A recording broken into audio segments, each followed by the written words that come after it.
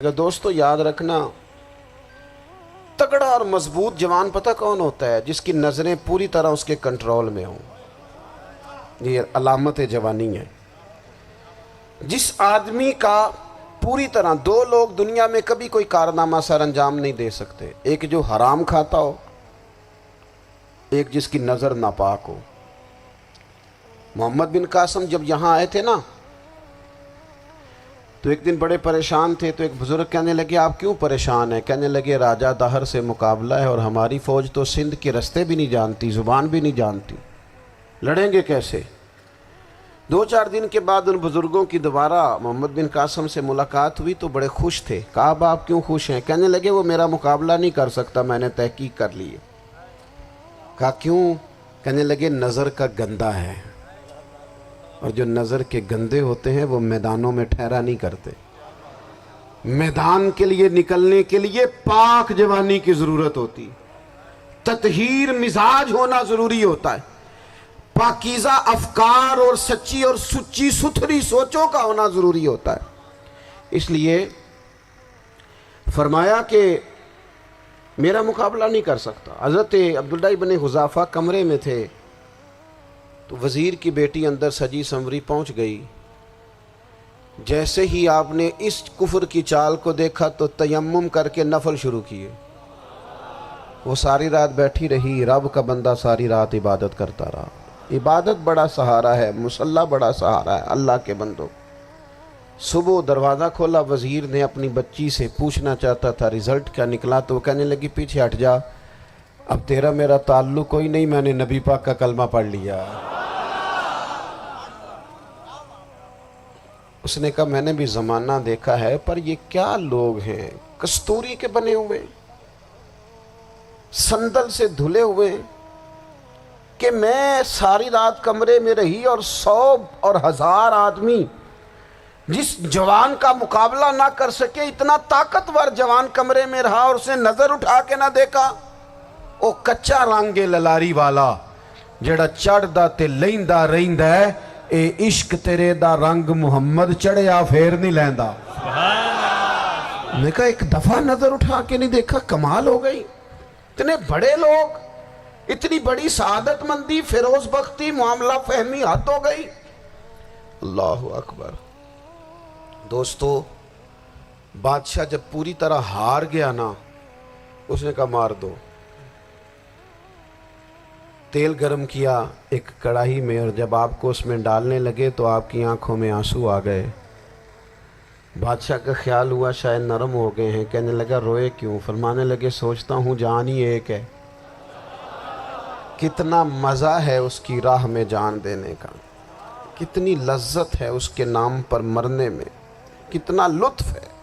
جے تو چڑھیا اتے دار بھی نہیں، تے جے تو وکیا عشق بازار بھی نہیں، تے ایڈا سستا سودا پیار بھی نہیں، تے ایڈا سستا لبدا یار بھی نہیں۔ کئی جنگل گانے پیندے نہیں، کئی دوزخ لنگنے پیندے نہیں، جے وہ اس ملوں بھی مل جاوے، ایدوں سستا ہور بپار بھی نہیں۔ تے کچھ سمجھ نہ آوے لوکاں نوں وہ کادے نال شہید کرے، ڈٹھی یار دے ہاتھ تلوار بھی نہیں، پر او دا خالی جاندہ وار بھی نہیں۔ کہنے لگے ایک جان ہے نا، تو دل کرتا ہے ہزاروں ہوتی تو ایک ایک کر کے محبوب کے نام پہ قربان کرتا، جب میرے پاس ہے ہی ایک، کروں کیا؟ حضرت عبداللہ ابن حذافہ رضی اللہ تعالیٰ عنہ جب روئے اور بادشاہ نے یہ بات سنی، تو بادشاہ اٹھ کے کھڑا ہو گیا، سارے وزیروں مشیروں کو کہنے لگا تم نے کہا تھا نا بندہ ضائع کرنے والا نہیں، یہ بھی ضائع کرنے والا نہیں۔ کہنے لگا میرا ماتھا چومو، تم جیسے لوگوں کو قتل نہیں کرنا چاہیے، آزاد کرنا چاہیے۔ عزیز اپنی زندگی سے نا یہ بہت زیادہ ہرس، ہوس، طمع، اور یہ کسی بات کی بھی ہو، ہرس صرف پیسوں کی نہیں ہوتی ہے، شہرت کی بھی ہوتی ہے، یہ بیماری انسان کو اقتدار کی بھی ہوتی ہے، تعریف کی بھی بیماری ہوتی ہے، یہ سارے نقص ہوتے ہیں لوگوں کو، اور معاذ اللہ بعض جبوں کبوں کے اندر بھی ہوتے ہیں، وہاں بھی پنپتے ہیں۔ اپنی زندگی جب تک اس سادگی میں نہیں لاؤ گے جو رسول پاک نے عطا فرمائی ہے، جب لوگ آسانیوں میں پوری طرح الجھ گئے تو پھر وہ دور ہوئے اور کفر چڑھ گیا۔ دوسری بات، اللہ کے محبوب صلی اللہ تعالی علیہ وسلم کی محبت ہم سے تقاضا کرتی ہے کہ ہم اس مشن کے لیے کام کریں جس مشن کے لیے رسول پاک نے کام فرمایا ہے۔ ہم سارے کام بڑے مضبوطی سے، سوچ سمجھ کے، تدبر سے، حکمت سے، تقاضوں کو مد نظر رکھتے ہوئے کرتے ہیں سارے کام۔ دین کے کام میں ہمارا مزاج نہیں ہوتا، او ہو جائے گا جی، آپ بسم اللہ پڑھیں جی، شروع کریں جی۔ آپ تقاضوں کو سمجھیں، چیزوں کو دبائیں نہیں، چیزوں پر غور کریں۔ کسی کے ذہن کی سطح پر سوال ابھرتا ہے، اس کا تسلی بخش جواب دیں۔ اپنی زندگی میں دین کے کام کے لیے اپنے آپ کو وقف کریں، اور دین کے کام کے بہت سارے پہلو ہیں۔ ہزاروں لوگوں کو قرآن پاک ٹھیک پڑھنا نہیں آتا، ہزارہا لوگ ہیں جو قرآن مجید کے مطالب سے آگاہ نہیں ہیں، دین کی بنیادی ضروریات سے لوگ نابلد ہیں۔ میں آپ کو کس طرح یہ بات سمجھاؤں کہ ہزاروں کی تعداد میں طلاقیں اس لیے ہوتی ہیں کہ مردوں کو طلاق کے مسئلے نہیں آتے، انہیں پتہ نہیں ہے کہ مجھے حقوق زوجین کے معاملے میں کیسے چلنا۔ ڈھیر سارے گھروں میں تباہی اس لیے ہے کہ تربیت اولاد کا دینی منہج ہمیں نہیں پتا۔ اپنا حصہ ملائیں دین کے کام میں۔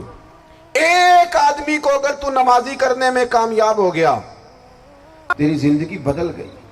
وہ دین بیزار لوگ جو ہمارے بیچ بیٹھ کے ہماری نوجوان نسل کو پگڑی اور داڑھی کا نام لے کے بنیادی طور پر دین سے دور کرتے، ایسے نوجوانوں کو دین کا پیغام محبت دے کر دین کے قریب کرنا ہماری ڈیوٹیوں کا حصہ ہے۔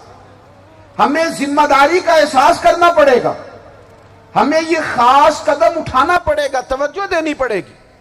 مساجد، مدارس، میں آپ سے عرض کروں، اتنی ڈٹ کے مخالفت ہوتی ہے نا مدرسوں کی، اتنی ڈٹ کے۔ میں ادارہ چلاتا ہوں، اس کے چلانے میں جو مشکلات ہیں وہ تو ہم بتا نہیں سکتے آپ کو، اس لیے کہ میری قوم، میرا اس قوم سے تعلق ہے جو نعت خواں امیر کرنا چاہتی ہے، مدرسے نہیں۔ ہاں، نقیب خطیب پیدا کرنا چاہتی ہے، شعر و شاعری کی زندگی کو پروان چڑھانا چاہتی ہے۔ فقط ہمارا ان لوگوں سے تعلق ہے جو لاکھوں کروڑوں روپیہ محافل پہ لگائیں گے، اور قاری صاحب بیچارے اگر مسجد کا کوئی ہونے والا کام کسی وقت بتا دیں گے تو وہ بڑی مشکل آ جائے گی ان کے لیے۔ یہ کیسے ہو سکتا ہے، آپ نے یہ ڈیوٹی بتا دی۔ مدارس، اور جتنا اہم رول دین کو پھیلانے میں مدارس اسلامیہ کا ہے، اتنی زبردست، لوگوں کا خیال ہوتا ہے میری طرح کے لوگ شاید کام کرتے ہیں، ڈیوٹی کرتے ہیں۔ یہ 10-15 لوگ آپ کو نظر آتے ہیں جو آپ کو کہیں میڈیا پر یا ادھر ادھر ڈیوٹی کرتے، مخلص لوگ اپنی جگہ پہ، وہ بھی بڑا ہی کام کر رہے ہیں، جو میڈیا پہ آ کے بھی اخلاص سے اور درد دل سے کو دین کی، ان کی بھی کسی بات کی حوصلہ شکنی نہیں۔ لیکن ہزارہا اساتذہ جو مدارس میں بیٹھ کے پڑھاتے ہیں، جنہوں نے وہ سارے لوگ تیار، آپ سمجھ نہیں سکتے کتنا بڑا کام۔ حفظ کا استاد جو ہوتا ہے نا، اس کی ڈیوٹی 24 گھنٹے ہوتی ہے، فجر سے پہلے، اور اس نے بچوں کو اٹھانا۔ تنخواہ تو ہم انہیں دینا نہیں نہ چاہتے جی، تنخواہ نہیں دے دی انہوں نے، ہمیں مولوی امیر نہ ہو جانا۔ مولوی نو تے سوٹ بھی 27ویں والی رات دے ہے تاکہ کدھر سوان کے عید والے دن پا نہ لوے، چونکہ 27ویں تو بات تے درزی پھڑتا ہی کوئی نہیں، کیوں حضرت؟ ایسے ہی ہے نا، اس وقت تو نہیں نہ لیتا۔ تو ہم چاہتے ہیں مولوی ہماری مرضی کے ہماری طرح کا سوٹ نہ پہن لے۔ مدارس کی مضبوطی، آپ یہ دیکھ لیں، یہ صلاح الدین ایوبی کا تعلق بھلا کس چیز سے